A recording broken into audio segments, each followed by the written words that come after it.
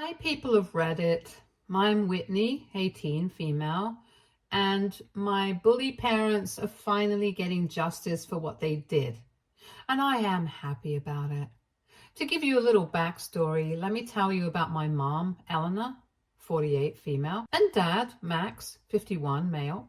My parents are kind of bullies, and they have always favored my golden child sister, Elsa, 21, female. I've spent most of my life feeling like a second-class citizen in my own home. I'm not going to lie, it's been really tough, and I've reached a point where I need to vent. So growing up, I was the one who could never do anything right. When I was 16, I decided to take up painting. It was a hobby I was really passionate about. I spent hours working on a piece for a local art competition. When I finally completed it, I was super proud and couldn't wait to show my parents. But instead of being supportive, my mom took one look at it and said, "Well, it's not exactly a masterpiece, is it?" and proceeded to show it to Elsa, who gave a half-hearted compliment and then went back to her homework. I felt crushed. My dad didn't even bother to look at it. He was too busy watching Elsa's new dance video. One of the worst instances was when I was 15 and had my first serious boyfriend. I was really excited about it and wanted to introduce him to my family. I was so nervous, but I thought it would be a big step in feeling more connected with them. Instead, my mom and dad barely acknowledged him. They just made snide comments about how he didn't seem like the type of guy they'd expected me to date. My mom even went so far as to make a joke about how he seemed like he was from the wrong side of the tracks. I was mortified. They never made an effort to get to know him or make me feel supported in my own relationship. And then there was the time I had a really bad bout of the flu. I was bedridden for days, feeling absolutely miserable. My parents didn't even bother to check in on me. They were too busy with Elsa's rehearsal for the play. I remember laying in bed, hearing them discussing her costume and schedule, and feeling completely abandoned. When Elsa came home, she just gave me a patronizing smile and said, "I hope you're feeling better now," before heading off to hang out with her friends. The worst part is that Elsa never really appreciated me or valued me either. I tried to have conversations with her and share things about my life, and it felt like she was always too busy or too disinterested. I only confided in her about how hurt I felt from all this favoritism, and she just shrugged it off, saying, "You're just being dramatic. Mom and Dad love us both." But it's like, if they really did love us both, why was I always treated as an afterthought? I even tried to bond with her over shared interests like books and movies, but she was always more interested in talking about herself or her friends. For example, she'd come home from a weekend trip with her friends, and instead of asking me about my week or how I was doing, she'd just go on and on about her latest adventures and how amazing her friends were. It always felt like I was just a backdrop to her life, a mere spectator in her grand narrative. I could go on and on about the countless little instances where I felt neglected or undervalued. It's been a lifetime of living in Elsa's shadow, of feeling like the backup plan or the afterthought. And the hardest part is that my parents never see it. They think they're being fair, that they love us both equally. But it's so clear to me that their love for Elsa is just on a whole different level. Sometimes I wonder if it's something wrong with me, if I'm just not worthy of their attention and affection. But then I think about all the things I've done, all the ways I've tried to prove myself.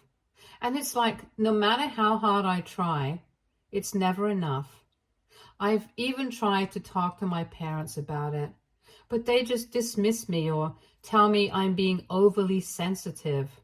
They say things like, "You're imagining things," or "Elsa's achievements are just more visible." but it doesn't make the sting any less painful.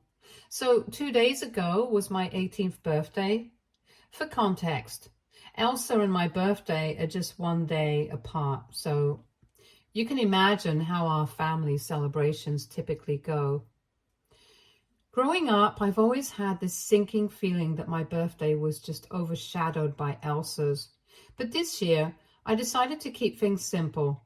I knew better than to expect a big celebration at this point. I've pretty much stopped dreaming about anything extravagant, so I told my parents that all I wanted was a quiet dinner at a nice restaurant with just a few of my friends and family. Honestly, I figured it was a modest request given everything. I was really excited about this birthday. Turning 18 felt like a huge milestone. I mean, it's the age where you finally get to say, I'm legally an adult and all that. I was looking forward to it as a way to celebrate a bit of independence and mark the end of my teenage years. I had picked out this gorgeous dress that I had been eyeing for months. It was this sleek navy blue number with a bit of sparkle that made me feel like I was finally stepping into my own. I even went out of my way to find a restaurant that I thought everyone would enjoy. After doing some research, I settled on a place that had great views and a cozy atmosphere. I thought it would be perfect for a low-key birthday dinner. I went to the trouble of searching for the best restaurant, making sure it was somewhere everyone could agree on. I didn't want any last-minute stress or arguments over where to eat. I wanted the night to be as smooth and enjoyable as possible, so I found this cute little bistro that served a variety of dishes and had a good mix of vegetarian and non-vegetarian options. I even called ahead to make sure they had a table for us just to be on the safe side. When I finally had everything planned out, I was really looking forward to the evening. I felt like I had done everything right and that this was going to be a special moment. I let my mom know about the restaurant and the time I thought would work best. I said I'd like to start the dinner around 7 p.m. and she agreed. She even said she'd make sure everyone would be there on time.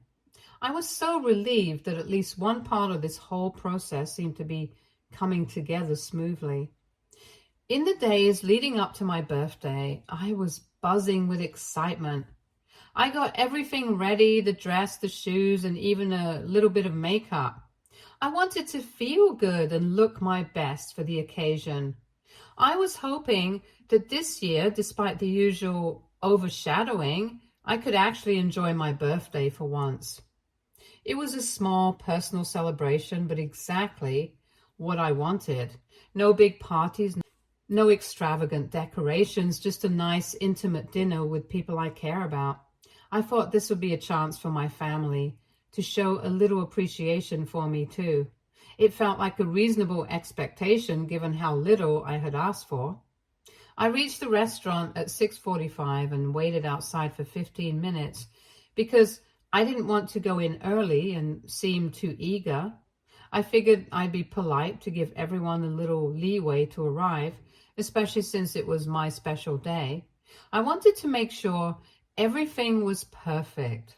So I decided to stick to the plan and wait until 7 p.m. before going in. When I finally walked inside at 7, hoping to see everyone gathered and ready to celebrate, it was like walking into an empty theater. I was the only one there. The reservation was still on the books, so that was a relief.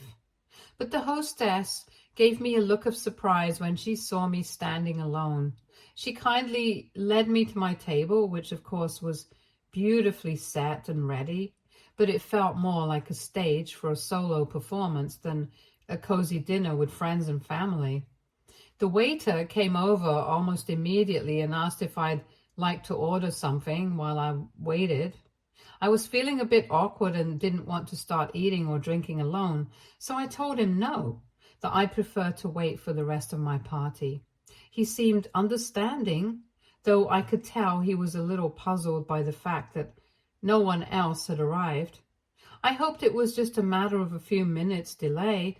maybe some last minute traffic or people running late. As I sat there, I tried to stay optimistic. I checked my phone a couple of times to see if I had missed any messages.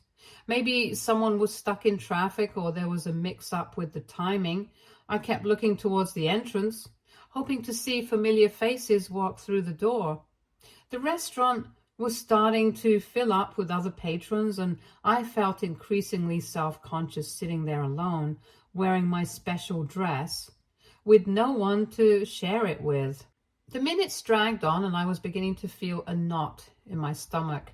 My excitement from earlier in the day was starting to give way to a mix of anxiety and disappointment. I tried to keep my mind off it by scrolling through my phone or fiddling with my menu, but the reality was starting to sink in. It was past 7:15 and still no sign of anyone. At that point, I began to worry. I didn't want to make a scene or call anyone out, but I couldn't shake the feeling that something was seriously off. I tried to convince myself that maybe everyone was just running exceptionally late, but the minutes kept ticking by with no change. My hopes were dwindling and I was feeling more and more isolated. By 7:30, I couldn't deny it any longer. It was clear that my family and friends hadn't shown up yet. I started to get a bit emotional sitting there at my table, feeling like I was the only one who had shown up to their own birthday party. I began to think back on how I had made sure everything was arranged and planned, how I had been excited and looking forward to this night, only to end up waiting alone. I kept telling myself to stay calm and composed, but it was getting harder with each passing minute. When no one showed up after 30 minutes, I started to get really anxious. I decided to call my parents, thinking maybe they were just running late. I called them repeatedly, but no one answered. My heart was racing and I felt this sinking feeling in my stomach. I knew I needed to figure out what was going on, so I decided to call Elsa, hoping she might have some answers. She picked up on the second ring, and I tried to keep my voice calm, even though I was on the verge of panic. I asked her where everyone was, and she casually mentioned that she was at home. I was completely baffled. I asked her when she was planning to come to the restaurant, and that's when she dropped the bombshell. She said, "Oh, I forgot to tell you, but we had to cancel the party. Mom wasn't feeling well." I was in disbelief. I asked her why no one had told me about the cancellation. I thought maybe there was some sort of miscommunication or a mix-up. Elsa's response was shockingly nonchalant. She said, "I'm sorry, I guess I forgot to let you know." It felt like a punch to the gut. Here I was, dressed up, waiting at the restaurant, and they hadn't even bothered to give me a heads up. I tried to process what she was saying. I asked her if there was any chance they could still make it if Mom was okay, or if there was some way to salvage the evening. But Elsa's response was cold and dismissive. She said, "I really have to go now." And then she just hung up on me. I was left sitting there, stunned and hurt. I tried to keep my composure, but it was really tough. I felt like I had put so much effort into planning this evening and had gotten nothing in return. I looked around the restaurant trying to keep my tears at bay. I could see families and groups of friends enjoying their meals. It made me feel even more isolated. I was sitting there with no one to talk to, no one to celebrate with. The emptiness of the situation was overwhelming. I was sitting there feeling pretty miserable, so I decided to order something to eat. I told the waiter that no one was coming and asked if I could move to a smaller table. At this point, I was just trying to make the best of a bad situation.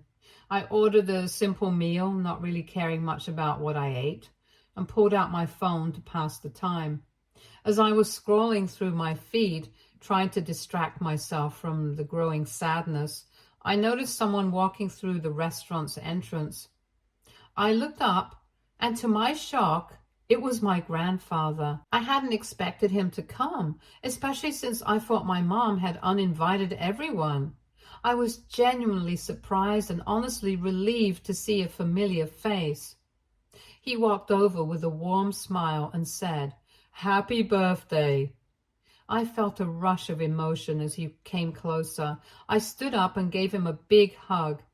It was one of those hugs that you need when everything else feels like it's falling apart. I thanked him for coming, and it felt like a small glimmer of hope in an otherwise bleak evening. He looked around and asked me where everyone else was. Up until that moment, I had been holding back tears, trying to keep it together. But when he asked that simple question, it was like a dam breaking open. I couldn't hold it in any longer. I started crying right there in the middle of the restaurant. My face flushed and I could feel the tears streaming down. I took a deep breath and tried to explain what had happened. Between sobs, I told him about how I had arrived early, how no one had shown up, and how Elsa had called to tell me that the party was canceled because Mom wasn't feeling well. I told him how I had been sitting there alone, feeling completely abandoned and forgotten on what was supposed to be my special day. My grandfather listened patiently, and I could see concern in his eyes. He put a comforting hand on my shoulder and told me he was so sorry. He said he didn't know about the cancellation and that he had come as soon as he could.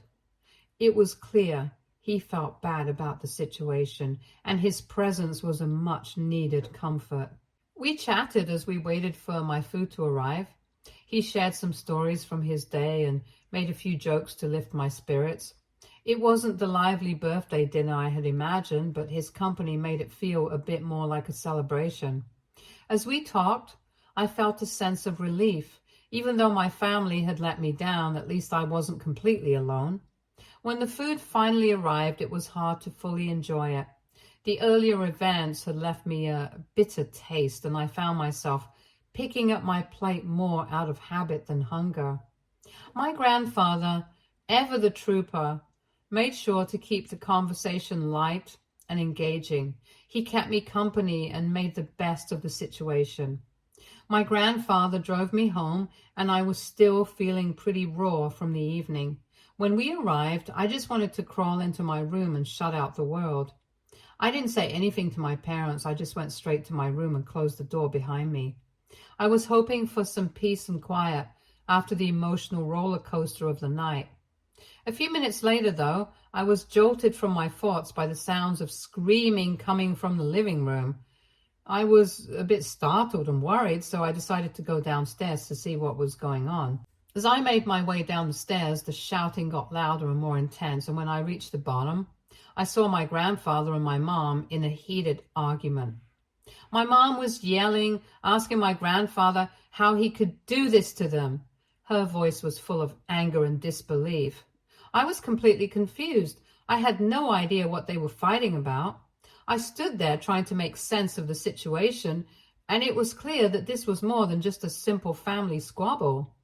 From what I could gather, the argument was about something that had to do with my grandfather's will. Apparently, my grandfather had promised my mom that he would leave her his house in his will, but now he had decided to change his mind. My grandfather was furious, saying that my mom was still the same entitled brat she had been when she lived with him. He was clearly upset and ashamed of how she had treated me, his own granddaughter. In the middle of the shouting match, my grandfather turned to me, took a deep breath and said, "Happy birthday, sweetie," and then headed for the door. It was a strange moment, filled with mixed emotions. I felt a bit of comfort from his kind words, but the chaos that had unfolded was overwhelming. He left without another word, and I was left standing there trying to process everything. Once he was gone, my mom turned to me with an intense look. She demanded to know what I had told him. I was caught off guard by the question, but I tried to stay calm. I simply said, "Nothing, just the truth." It was the truth, after all, about how I had been left alone on my birthday, and how Elsa had casually mentioned that the party was cancelled without informing me properly. My mom's face contorted with anger, but before she could say anything else, I just turned and walked back to my room. I closed the door behind me and leaned against it, feeling a mix of exhaustion and frustration. I had hoped for a quiet end to a difficult day, but it seemed like the night was far from over. Eventually, I lay down on my bed, trying to calm my racing thoughts. I felt emotionally drained and wished I could just fast forward through the rest of the night. The arguing had left me feeling even more isolated, and I couldn't shake the sense that I was caught in the middle of something much larger than myself. The evening had not gone at all as I had planned, and I was left wondering if things would ever change, or if this was just how things would always be. As I closed my eyes, I hoped for some semblance of peace and a better start to the next day. When I woke up the next day, I felt like I was in a completely different world. The entire atmosphere in the house was icy and uncomfortable. My family was treating me with this cold distance that made me feel like I was invisible. It was a stark contrast to the usual chaos and warmth of family interactions. I walked downstairs and immediately noticed that things were already set up for Elsa's birthday. It was like a complete switch had been flipped overnight. My mom was bustling around the kitchen, clearly feeling better, and she was cooking up a storm. The house was filled with the smells of what I could only guess were preparations for a big birthday celebration. I felt a pang of sadness and frustration as I realized how different things were from the night before. I tried to keep my emotions in check, but it was really hard to see the celebration for Elsa being planned so meticulously, while my own birthday had been so disregarded. I was still feeling the sting of being abandoned and hurt by the lack of consideration from my family. I couldn't just sit there and watch them prepare for Elsa's party when it felt like they had completely ignored my feelings and my birthday. So I decided to leave. I packed a few things and went over to my best friend's house for the night. I needed a break from the tension and the cold atmosphere at home. I needed somewhere to go where I felt welcomed and understood. My best friend's place was a sanctuary where I knew I could at least feel a little bit of normalcy and comfort. It was an impromptu decision, but it felt like the right one at that moment.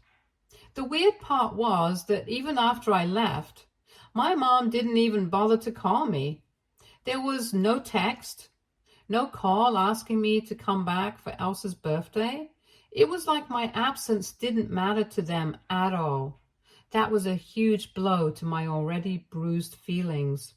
It made me wonder if they really didn't want me there, or if they just didn't care enough to make an effort to reach out.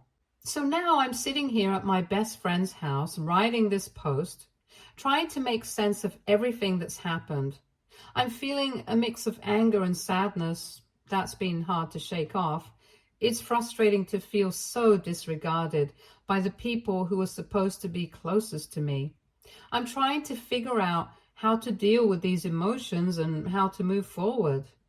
I'm reaching out because I need advice. How do I cope with feeling this way?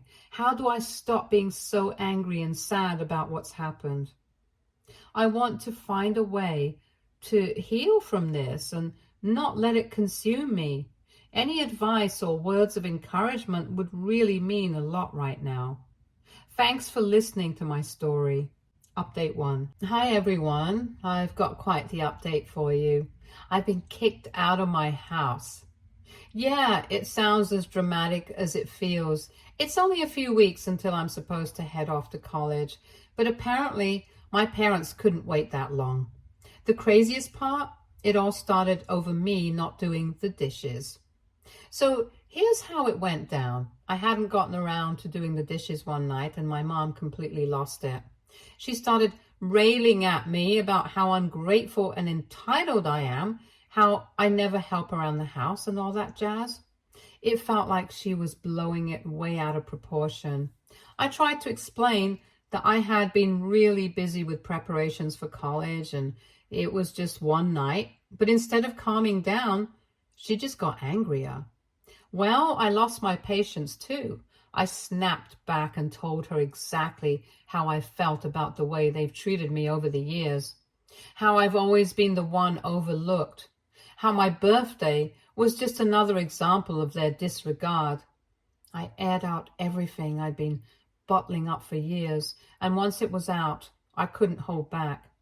I told her about the emotional distance, the favoritism towards Elsa, and how hurt I felt about everything.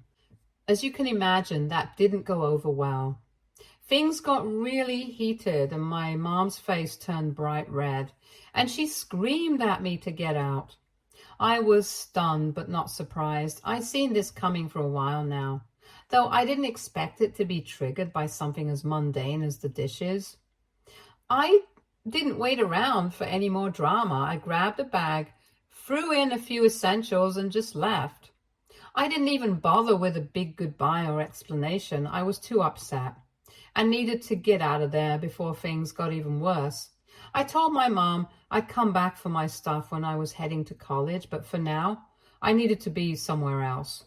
I went straight to my best friend's house. I called her up on the way, hoping she wouldn't mind me crashing there for a bit. Luckily, she was totally understanding and told me I could stay as long as I needed. Her place has been a haven for me ever since. I don't know what to do now. Update 2. Hi everyone. I know it's only been a few weeks since my last update, but I figured I should let you all know what's been happening. Honestly, things have been pretty quiet on my end, but there's a bit of news that might interest you. So yesterday, I finally got a chance to talk to my grandfather. After the whole drama of being kicked out and everything, I felt like I needed to let him in on what was going on. I called him up and filled him in on the whole messy situation, how I got kicked out over not doing the dishes, the fight with my mom, and the fallout with my family. His reaction was intense, to say the least. He was absolutely furious when he heard what had happened. He couldn't believe that things had escalated to that point over something as trivial as dishes. But more than that, he was upset that I hadn't reached out to him sooner. He said he would have been more than willing to help me out if I had called him earlier. It was a mix of relief and frustration hearing that. Relief because he was willing to help, but frustration at the timing of everything. We ended up having a pretty long conversation about what had happened and how I was feeling. It was really comforting to have someone who understood my side of the story and who was willing to step up and support me. He reassured me that he was on my side and that I shouldn't feel like I had to go through this alone. It felt good to know that there was at least one person in my family who was genuinely supportive.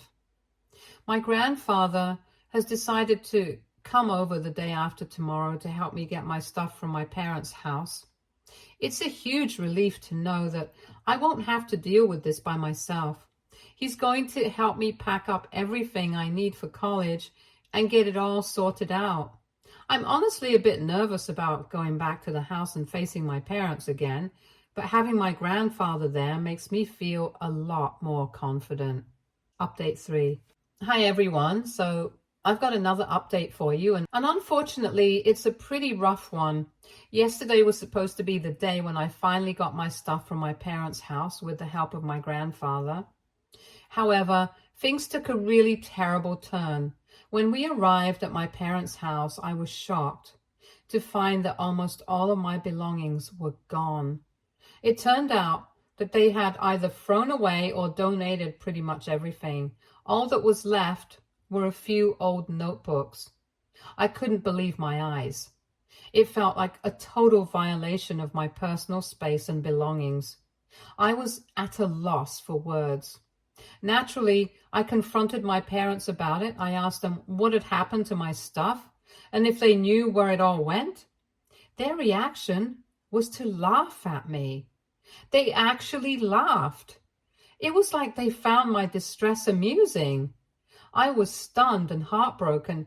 It was like a final slap in my face, and I couldn't hold back my tears. My grandfather was absolutely furious when he saw how they treated me. His face was red with anger, and I could tell he wanted to confront them more aggressively, but he kept his cool. Instead of getting into a big argument, he decided it was best to just leave. It wasn't worth escalating the situation further, especially since I was already in such a fragile state. We got back into the car, and that's when the tears really started to flow. I was crying pretty hard, feeling utterly defeated and emotionally drained. My grandfather, being the incredible support that he is, did his best to comfort me. He told me he was so sorry that things had turned out this way and that he wished he could have done more. He reassured me that I wasn't alone and that we would figure this out together. To lift my spirits and make sure I had what I needed for college, my grandfather took me shopping. It was a bit surreal walking through stores, picking out things I needed for the next chapter of my life, while still feeling the sting of what had happened. But his kindness and determination to help me get back on my feet really meant a lot. We managed to pick up a few essentials, and it was a relief to know that I had the basics covered. On top of that, my best friend told me I could have whatever I wanted from her stuff. She offered me clothes, supplies, and anything else I might need. It was a huge comfort to know that even though I was going through such a tough time, I had people who genuinely cared and wanted to support me. Stay tuned for more stories from our girl relationships.